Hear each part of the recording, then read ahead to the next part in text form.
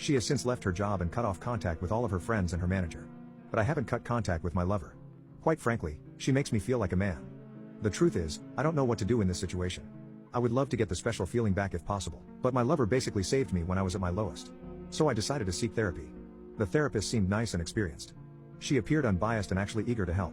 Even in the very first session, my wife took it as an opportunity to lay it all out. She confessed that this group of friends made her wonder if she had missed her chance because she was committed to her first boyfriend and had no other experiences. She then added that after the new manager started approaching her, some of these friends encouraged her to see where it goes and that this was a chance for her to discover herself. She obviously felt guilty. So she never did anything physical until one of the divorced ones suggested an open marriage as the loophole and told her that some couples come out stronger because of it. So after regrettably convincing me to open up the marriage, her so-called adventure began. It was intoxicating and blinding, but lacked real substance, not like the kind we built over the years. And she started to question her reasons for doing this. She said she could see the hurt in my eyes, but told herself this was an adventure.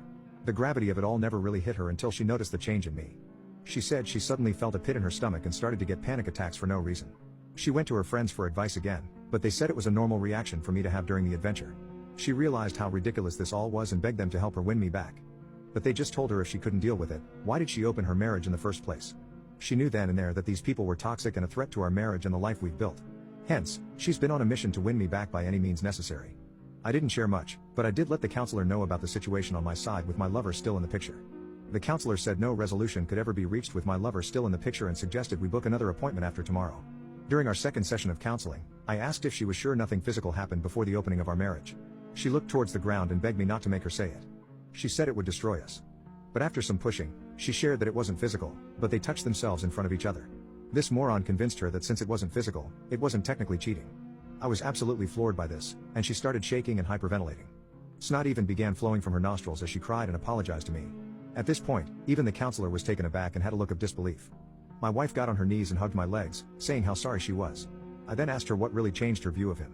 She said that one evening as she was leaving a meeting, she passed his office and heard him speaking about her to another male colleague. He said he was surprised at how easy it was to get her and how she is living proof that you can't trust the quiet ones. When the colleague asked if he actually fancied her, his response was that she was a pleasant distraction and that he had absolutely no intention of breaking up with his fiancée. He also mentioned how he felt bad for me, but you snooze, you lose my wife. Upon realizing that she was nothing more than a piece of meat to this man. Added by the fact that she betrayed me for a cheap thrill actually made her want to end herself. At that moment, she said she left her workplace and vomited in the parking lot. I then asked her if she loved him and when it was that she stopped loving me, she looked me dead in the eye through tears and said she never stopped loving me. Which honestly makes it worse. She thought it was love, but now realizes how foolish she was. She squeezed my arm with surprising strength and said she knows she messed up, but she misses us and the connection we had before all this. She even suggested we move away and start fresh, just the two of us, just as it was meant to be. I then told her it wouldn't be fair to my lover and that I need time away from her to process all this. She started sobbing harder and saying incoherent things. She held on to me as if I was going to disappear. The counselor managed to convince her that maybe time apart could help us heal. When we got home, I began to pack. My wife got a video call from her laptop from one of her former friends in tears. It turns out that after my wife resigned, this friend and the manager began a fling of their own. But apparently, she had a pregnancy scare. To make matters worse, she had a boyfriend whom she apparently could see a future with. And the only reason why she even had a fling was because she was curious about the experience. Funny how that seems to be a trend. Her boyfriend found out because he discovered an email between the two discussing the potential pregnancy. But the manager accused her of baby trapping him. I just turned and left.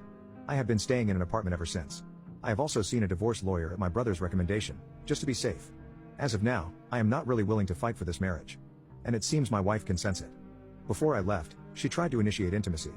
But when I refused, she yelled and asked, "What does your lover do for you that I can't?" I didn't respond. I shook my head and told her if she still couldn't tell after all that's happened, then it's clear where our marriage is headed and left. The sad truth is that she would do anything to go back and not make the same bad choices. But things don't work that way. Good luck to you, Rain.